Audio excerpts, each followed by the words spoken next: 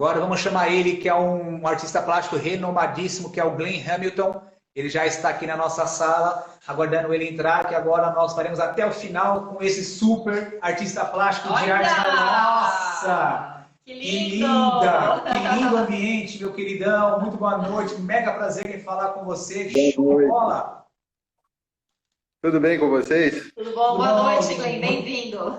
Bem-vindo, bem-vindo. Obrigado, Mari. Obrigado, Pedro. Um abraço aí para quem está acompanhando a gente. Estou super feliz de estar aqui com vocês. Eu tenho um carinho muito grande pelo Paisagismo em Foco. Muito legal. Eu sempre tive bastante reconhecimento do trabalho, mas o Paisagismo em Foco eu tenho um carinho especial, porque eu sempre falo que os nossos trabalhos, eles são muito próximos, né? Sim. De maneira geral, a planta, a obra de arte, o paisagismo, a arte, elas sempre trazem um pouco da parte humana, né, para o trabalho. Aquela lembrança, né? Eu tenho uma lembrança muito forte das roseiras, né, da casa da minha avó. Isso é uma coisa que não vai acabar nunca. Nunca. Né? Marcante. Nunca. É marcante. E quando a gente... Oi, Pedro? É marcante, realmente, essas nossas memórias afetivas do passado. Eu também, a minha avó ela amava rosa. Eu acho que todas as nossas avós amavam rosa, né? É verdade. É bem legal. Eu furava as bolas de futebol, mas eram muito legais. E hoje em dia, eu acho assim que é muito bacana quando a gente pode interferir de forma positiva nesse trabalho dos arquitetos, né? Eu estava aqui escutando a Cris, enfim, eu acompanho bastante, porque está muito próximo do meu trabalho, e eu noto que, assim, não toda, mas isso é também uma opinião pessoal minha, a arquitetura ela ganhou muito com a parte de tecnologia, a parte de materiais tecnológicos, né? Uma série de coisas. Mas, em muitos casos, essa linguagem fica fria, fica, de certa forma, um pouco estéril, né? É legal quando a gente percebe que o paisagismo ele traz a parte afetiva para esses projetos, né? A obra de arte ela traz a parte afetiva. Com certeza. E ela traz a parte lembrável, principalmente, né? Porque são os detalhes. Isso é muito legal, isso é muito importante. Eu tenho acompanhado bastante e eu percebo que muitos projetos, né? Eles já têm essa visão muito mais forte. Cada vez mais o nosso trabalho está sendo inserido de uma forma um pouco mais automática, vamos dizer assim. A gente está começando a não ter que convencer tanto, né? As pessoas já estão sentindo essa necessidade, porque bem como você colocou, essa questão da industrialização que a gente já vem sofrendo não, né? Vivenciando há muitos anos, ela deixa as coisas iguais, né? Então, para você personalizar, você não vai mais personalizar um piso, um revestimento, um eletrodoméstico, você vai usar o que tem de melhor, de mais tecnológico. Mas a arte, ela é pessoal, e por isso que ela emociona, ela fica marcante, é a personalidade da pessoa que fica ali impressa naquele momento, né, naquele local. Exatamente. É muito emocionante. Demonstra o bom gosto do anfitrião, né? E você sabe que tem um negócio interessante, né? Eu acho que assim, a parte humana, ela tá, eu vou usar uma palavra defeito, depois eu explico. Ela está no defeito, né? A parte humana está no defeito. Sim. Porque, assim, não no defeito no sentido de estar errado ou incompleto, no defeito no sentido de estar diferente, de não ser padronizado, de não estar dentro da perfeição esperada. Exato. Né? Então, a gente acaba tendo que uma planta é totalmente diferente da outra, uma obra de arte é totalmente diferente da outra, Exato. um ser humano é totalmente diferente do outro, né? E é isso que faz a beleza. Né? Exatamente. E aí, quando você vê um ambiente extremamente perfeito, tudo quadradinho, tudo certinho, tudo no seu lugar, você fica imaginando uma pessoa ali dentro. Né? como é que seria? Seria uma pessoa ou seria um personagem? Então, a obra de arte, as plantas, ela traz esse calor, né, do defeito. Exatamente, é isso. Exatamente. E não é só na agricultura, também no urbanismo e na parte social. Eu tenho alguns amigos meus que eles moram em Amsterdã, eles são holandeses mesmo. Ele fala, ó, Amsterdã é lindo, mas a única coisa que é chata é que é tudo muito certo, é tudo muito certinho, muito regrado, então fica uma coisa meio... A gente quer sair um pouco do normal e tá tudo certinho. O trem, o horário, daquele horário, tudo certinho, tudo certinho. Então, a gente quer um pouco de liberdade, sabe? Um pouco de... Porque a natureza também ela é disforme, né? A natureza ela é algo disforme, né? É verdade.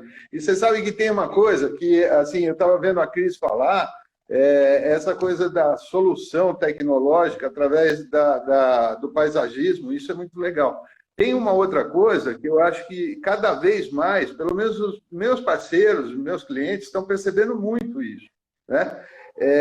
Existe o lado estético, plástico, cultural, da decoração, enfim, de uma série de coisas. Existem vários aspectos interessantes no nosso trabalho.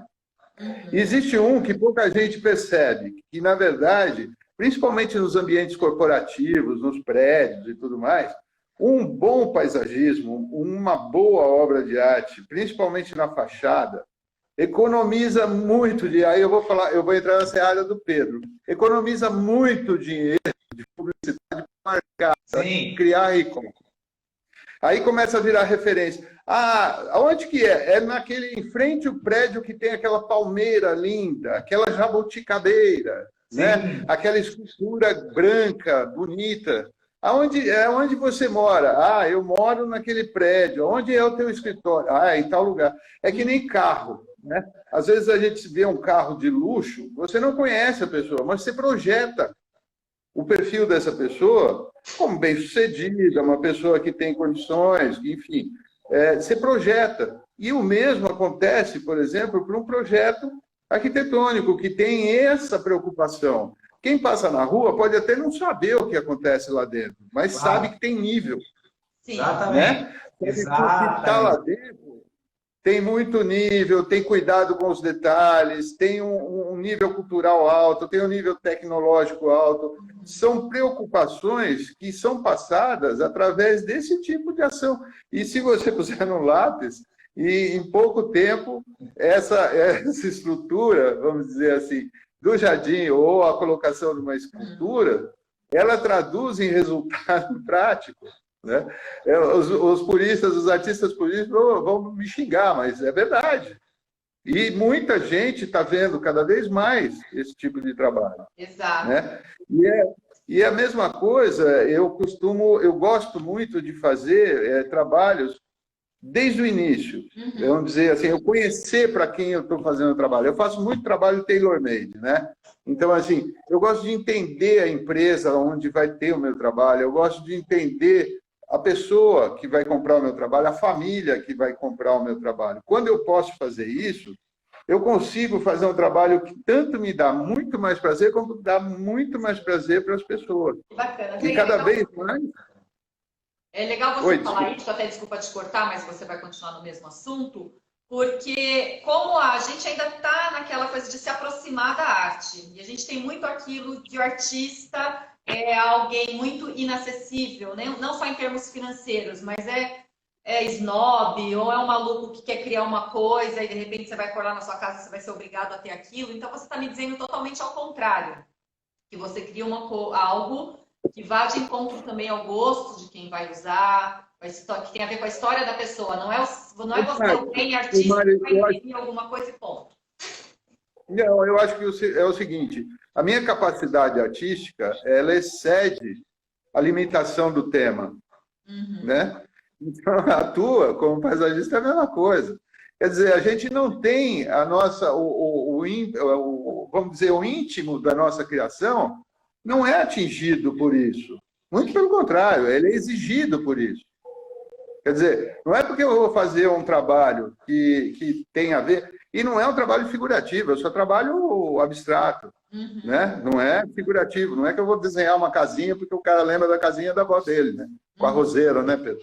É porque realmente você vai desenvolver um trabalho que é teu, dentro da sua linguagem, é honesto com você mesmo, mas que tem um estímulo de tema que é a história da pessoa ou que é a história da empresa.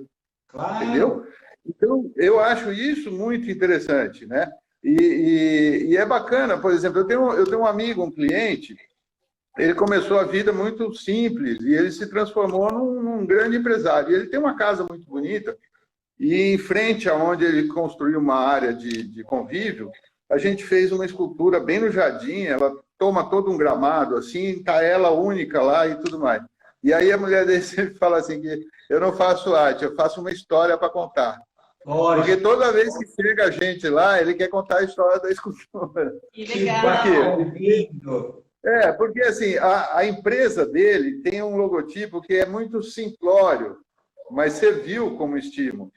Claro. Ele tem 3 filhos, ele é casado com uma esposa há muito tempo. Então, o que acontece? Essa escultura ela tem 2 elementos muito grandes, fortes, que é a união desse casal. E tem 3 elementos menores, mas tudo, tipo esses aqui. Sim. Quem não conhece a história não vai saber do que eu estou falando.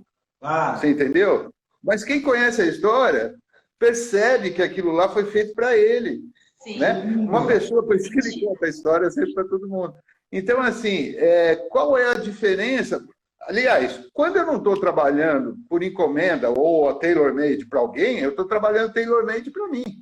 Claro. Eu não saio do zero, eu não parto do nada. Né? Eu quero dizer alguma coisa. Toda vez que eu faço uma escultura, eu quero dizer alguma coisa. Claro. Se não é alguma coisa de alguém, é alguma coisa minha. Então, qual é a diferença? Né? Eu continuo trabalhando, a métrica, a coisa é a mesma, parte do mesmo princípio, parte do mesmo exercício, né?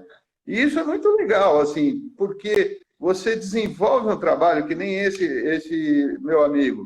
Ele tem 3 filhos, é casado, ele sempre conta essa história, agora nasceu um neto, ele já quer que daqui a pouco eu faça uma outra escultura, porque por causa do neto. Os filhos dele vão ter uma memória afetiva com essa escultura. Os netos. Né? É como um balanço. É o balanço naquela árvore que o meu avô tinha no quintal, cara. Não é?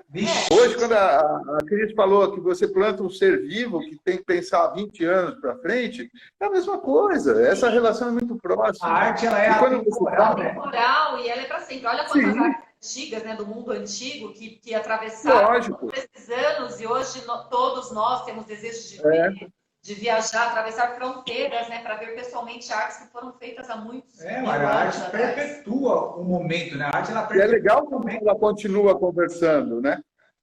É legal quando passa os anos e ela continua conversando. Você está falando aí, a minha cabeça está dando uma volta assim, ô Glenn, você não imagina. Eu sou publicitário, eu também sou criativo. Você fica me falando isso daí, minha cabeça vai longe, fico pensando. Às vezes quem está assistindo aí fica pensando, caramba, onde que está esse cara? Eu estou viajando nas obras de arte, porque... Pessoal, conheço. Já está cheio de fãs aqui, um monte de gente prestigiando aqui a sua entrevista. Que legal. Conta pra gente aqui uma curiosidade até minha. Onde que a gente, além das redes sociais, das lojas, onde que a gente pode ver alguma arte sua bacana? Eu sei que você sempre participa das novelas da Globo, do Big Brother, sempre tem coisa sua expostas aí para todo mundo ver. É verdade. Conta pra gente uma arte especial, algo que está em algum local que a gente pode... Então, com relação ao negócio das novelas, tem muito a ver com isso que a gente estava conversando, né? Você sabe que eles, às vezes, chegam para mim e falam assim, olha, eu precisava de uma escultura para a sala de um personagem, ele vai ser o vilão, mas ele, de repente... Eles me dão o brief, né? Ele vai ser um vilão, mas, de repente, ele cativa as pessoas para poder dar o bote. Né? Nesse caso, por exemplo, eu fiz uma escultura que lembrava uma planta carnívora. Uau! Porque cativa e dá o bote. Mas ela tinha todo esse formato, ele não saiu disso daqui. Né?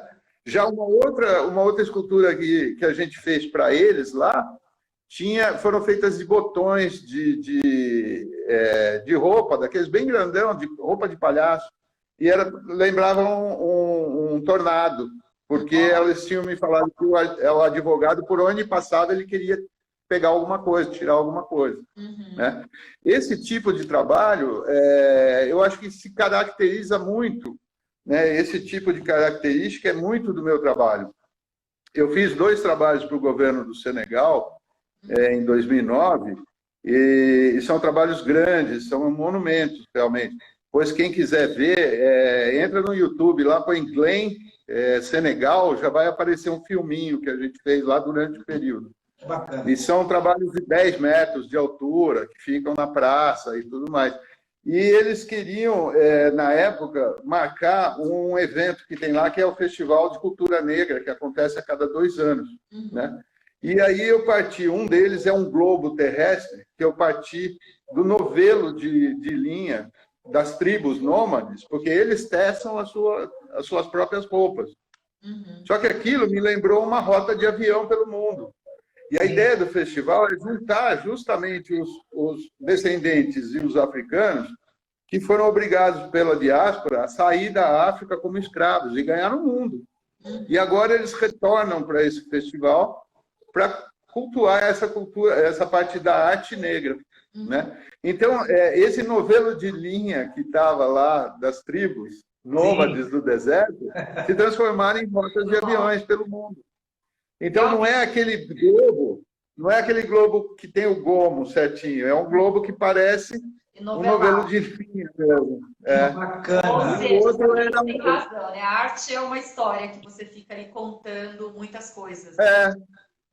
Você sabe que eu tive um período que eu trabalhei muito com ilustração em revistas. Então, você lê um texto e aí você tem um teaser visual, né? Você é obrigado a contar, vamos dizer assim, rapidamente aquela história, sem contar tudo, através de uma imagem. E isso treinou muito, né? Você tinha que fazer isso todo dia, eu tinha que fazer isso todo dia, 3, 4 vezes por dia. E eles te dão um tamanho, o tamanho é esse. Então, quer dizer, isso é uma escola, né? Isso é uma escola. Eu acho, você tocou naquele assunto vamos dizer, da dificuldade do artista, da não sei o quê e tal e coisa. Eu acho que durante um tempo esse marketing foi muito bom para o artista. Foi. Mas se você parar para pensar realmente, chegou um ponto que o mercado ficou um pouco chateado, saturado com isso. Pode ver que deu um boom até a década de 90. Nossa, o que se punha no mercado se vendia, era uma coisa de louco, aquela coisa toda. E aumentavam preço, e cada vez mais, e tudo mais. Cansaram, porque era uma coisa que não tinha muito sentido, era uma bolha. E outra, eu não conheço nenhum profissional que dificulta, você entendeu? A sua relação com o cliente. Claro. Vocês conhecem algum? Não. Eu não conheço. Eu não consigo conceber isso, né? Então, assim, se for o caso de ser xingado, pode xingar à vontade, mas eu sou diferente, então, você entendeu? Porque eu gosto de atender, eu gosto de agregar, eu gosto de participar, eu gosto de ter uma vivência não distanciada, muito pelo contrário, né? Eu gosto de estar próximo, eu gosto de sentir. Aqui onde eu estou é um lugar que é no meu ateliê. Eu tenho um galpão lá atrás, que é onde o Gepeto se esconde lá, né? Lá é o favelão, lá é o desmanche, né? Porque você imagina o que tem de metal e tudo mais. Aqui já é um pouquinho, aqui é mais arrumado, aqui é um pouco mais legal, porque eu acho bacana quando as pessoas vêm aqui, né? Aliás, eu estou em Atibaia, gente, é pertinho de São Paulo. Quem quiser visitar, é só entrar em contato, vai ser um prazer. Legal, a gente vai querer conhecer, sim, um dia. Eu tive a oportunidade de estar num ateliê de uma artista plástica, que também faz parte do nosso anuário, e eu fiquei impressionadíssima, porque quando você entra na parte de trás da oficina, o negócio é gigante, com ferramentas gigantes, com pessoas fortes para ajudar. Você fala, gente, eu achei que era só uma artezinha. Não, é uma estrutura muito grande para fazer umas loucuras. Nós somos operários da arte, né? Operários da arte. Exatamente. Fala um pouco para a gente dessa série que você tem aí atrás, que é linda. Eu tenho uma peça dessa série aí. Essas séries aqui, elas começaram... A minha ideia era querer falar um pouco sobre o vento. Né? O vento é uma coisa linda, maravilhosa. e é instigante, assim como a água, né? Ela tem aquela fluidez, aquela coisa amorfa e tudo mais. E eu fiquei imaginando, como é que eu vou falar sobre o vento, uma coisa tão fluida e tão leve, e eu queria passar isso para o aço. Então, essa série começou um pouco com esse tipo de estímulo, né? Trazer a leveza de um tecido, de um vento, de um tecido no vento, por exemplo, quando uma fita tem aquela mobilidade toda no vento, eu queria trazer isso para o aço como se fosse uma foto, um flash. Parou, estabilizou aquele momento, eternizou ele, né? E aí eu fui desenvolvendo vários trabalhos, e esses aqui atrás misturam um pouco isso e um pouco da questão da junção de elementos, né? Vocês dois aqui na minha frente são totalmente diferentes do que cada um separado. Então, isso é importante na composição, né? Isso é o que transforma o 2 em 3, em 4, em 1000. Né? Essa composição, a forma como ele se relaciona, a forma como a coisa, a energia acontece, é que vai dizer o resultado, não a quantidade, se é 1 mais 1, se é 3 mais 3, não é isso. E aí vocês veem que tem umas hastes aqui nessa daqui de trás, que simboliza essa energia da união. Então a ideia é justamente, essa série chama Fragmentos Orbitados, é justamente porque são os nossos pedaços, né? A vida vai dando porrada na gente, a gente cai ali, tudo cheio de pedacinho. Aí a gente pega, cola todos os pedaços de novo e continua. Aquela batida já não derruba mais a gente vai precisar de uma batida um pouco mais forte. E assim vai indo. E esse processo, ele é envolto de uma energia. Se a tua energia não for legal, esse processo vai ser doloroso, vai ser cansativo. Vamos combinar que a vida vai ser um peso. Exato. Se esse processo estiver envolvido com uma energia super boa, para cima, isso vai ser um aprendizado, um desafio, uma coisa instigante, que você vai querer cada vez levar mais porrada, inclusive. Exatamente. É igual todo bom vendedor, que ele gosta dos nãos, porque cada não ele está próximo de um sim, é isso.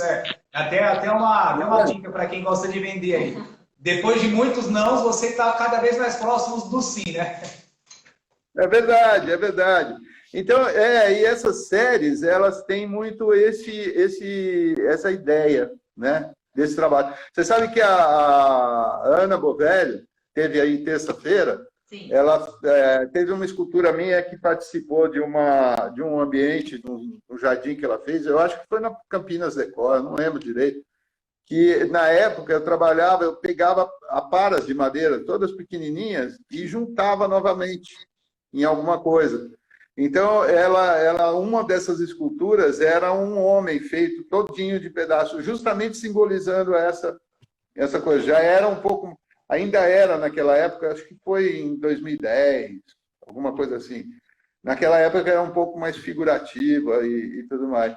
Mas eu trabalho muito com isso. Quer dizer, eu tenho uma narrativa no meu trabalho. O meu trabalho não é estritamente visual, né? Eu tenho essa narrativa, talvez até por força do trabalho que eu desempenhei durante algum tempo. Ilustrar os textos, as histórias, né? Deixa até uma dica para todos os paisagistas que estão assistindo aqui. Por favor, acesse o Instagram do Glenn, o site, procura se informar.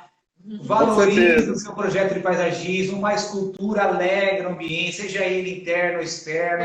Personaliza.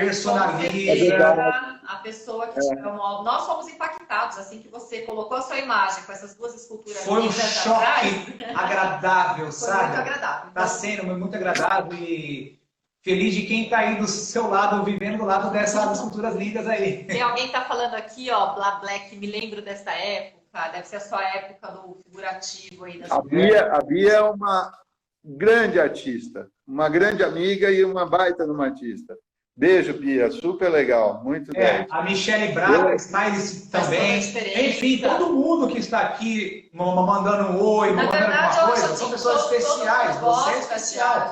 Todo mundo gosta e admira. Eu só acho que ficou por esse tempo essa questão do distanciamento, né? A gente achar que era alguma coisa para museu ou para áreas públicas assim grandes, então as pessoas ficaram um pouco distantes, mas é simples, né, que é uma obra de arte.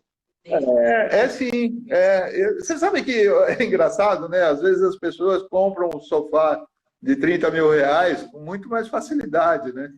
Então, assim, é uma questão, é uma questão de consciente coletivo mesmo, é o que você está falando. E não é muito mais próximo.